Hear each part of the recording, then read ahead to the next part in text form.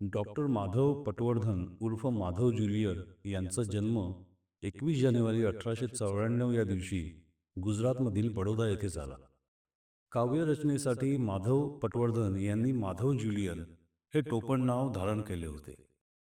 इंग्रजी कवी शेले यांनी रचलेल्या ज्युलियन आणि मढालोक या कवितेवरून त्यांनी ज्युलियन असे टोपण नाव धारण केले. प्रेमस्वरूप आई वात्सल्य सिंधू आई ही सुप्रसिद्ध कविता माधव ज्युलियन यांचीच. माधव ज्युलियन हे श्रेष्ठ मराठी कवी, कोशकार, छंदशास्त्राचे व्यासंगी, साहित्य विमर्शक आणि मराठी भाषाशुद्धीचे तत्वनिष्ठ पुरस्कर्ते व प्रचारक होते. परंतु ते मूलतः कवी होते व काव्य हाच त्यांच्या समग्र वाङ्मय निर्मितीचा केंद्रबिंदू होता.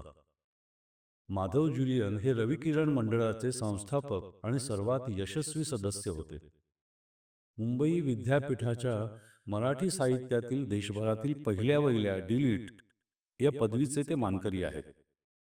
नाशिक येथे 1933 साली झालेल्या महाराष्ट्र कवी संमेलनाचे ते अध्यक्ष होते. तसेच 1934 रोजी बडोदे येथे झालेल्या साहित्य संमेलनात ते कवी शाखेचे अध्यक्ष होते. 1935 मध्ये बडोदे सरकारकडून त्यांचा साहित्य सत्कार करण्यात आला. 1936 मध्ये जळगाव येथे झालेल्या महाराष्ट्र साहित्य संमेलनाचे अध्यक्षपदही त्यांनी भूषवले. 29 नोव्हेंबर 1939 रोजी कवी माधव ज्युलियन यांनी जगाचा निरोप घेतला. माधव ज्युलियन यांच्या निवडक कविता मी 2 भागात सादर करणार आहे.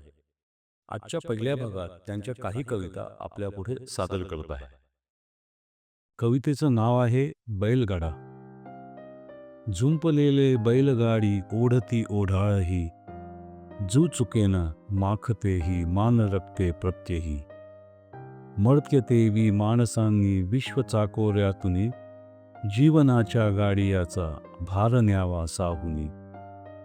जू अतर्क्या बेगुमानी विश्व इच्छाशक्तीचे, मानहीना मानकैची मर्तेना मेलेच ते. फक्त तुझी स्वाभिमानी चाल बेडर वृत्तीची, पीळ पायी हिमतीचा टाप इच्छाशक्तीची. बंडली तेजस्विता अन अंतरीची मर्दता, फेस तोंडी हासलेली आत्मश्रद्धा शुद्धता. मान मुरगाळून ओढी विश्व इच्छेची धुरा, आणि झाली सांज आला बैलगाडा हा घरा.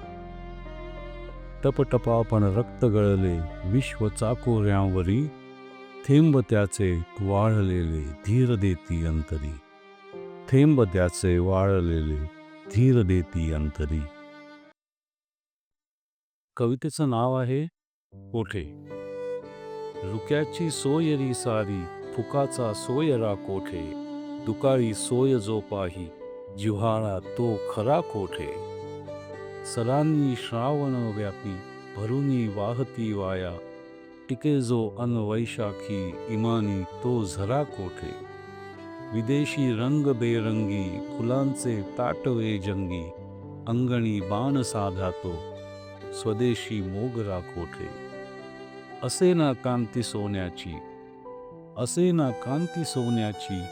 टळे ना धूळ होण्याची, धुळीचे जो करी सोने. गुणिती रुद्रा कोठे.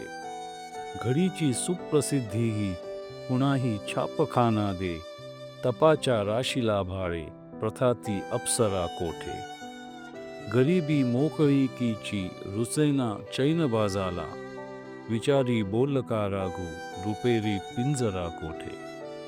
मिळूनी वृत्ती राजाची, शमेना आग हो ज्याची. मिळूनी वृत्ती राजाची, शमेना आग हो ज्याची. परंतु हाय राखेचा, मुखी त्या तो बरा कोठे. रमावे आपुल्या कामी, न व्हावे दास वा स्वामी. जगाच्या विस्तृतारामी, अशांना कोपरा कोठे. वरुनी लाथ साहिना, तशी खाली ही झाडीना. हिशेबी चोख जो राही, चहात्या नोकरा कोठे. भरेना पोट कष्टोनी, न विद्या धूर्तता दोन्ही. न ज्यांचा कायदा वाली, अशांचा आसरा कोठे. दिखाऊ शब्दशूरांचे, थवे हे शुभ्र पोशाखी. दिखाऊ शब्दशूरांचे, थवे हे शुभ्र पोशाखी. लढाऊ ध्येयवादी तो जगाचा मोहरा कोठे. लढाऊ ध्येयवादी तो जगाचा मोहरा कोठे. कवितेचं नाव आहे विस्मृतीची समाधी. झूट साकी दे भरोनी वारुणीचा एक पेला. रात्र ती गेली सरोनी मित्र ये व्योमी उदेला. लाज भीती मोकलोनी बैसलो ओसाड कोणी. ओरडो काहीही कोणी लौकिकाला जीव दिला. आजही गे रोख हाती पाहिली कोणी उद्या ती. ओ निजाईल माती येन संधी दोन वेळा. का घड्या परवापतीची काळचक्राच्या गतीची. मौज साध्वी संगतीची लूट हो खय्यामचेला. तोच घे अध्यात्म कोडी चोईट्याची जास गोडी. मध्यगीत प्रीत सोडी तो गणावा वृक्ष हेला. वाढू दे पाश्चात्य सत्ता खाऊ दे पौरस्त्य लत्ता. दृष्टी तैशी सृष्टी देई दृष्टीला गुत्तात जेला. नाचरे अद्यापि वारे शैलही गंभीर सारे. अंबरी तेजाळ तारे संथ पाणी आप गेला. को अनी वासंत वर्षा पूर ये रानात हर्षा. देखया पुष्प प्रकल्पा खेद तो कोठेच केला. बुलबुला टाकून आधी तर्कवादाची उपाधी. प्रेमगीते गोड साधी गा तयांचा मी भुकेला. गा दिवाणातील गाणी वाहू दे वाणी दिवाणी. झोकतो मी मद्य पेला पुंग तूही पुष्प झेला. आज साकी वेळ साधी आणखी दे एक पेला.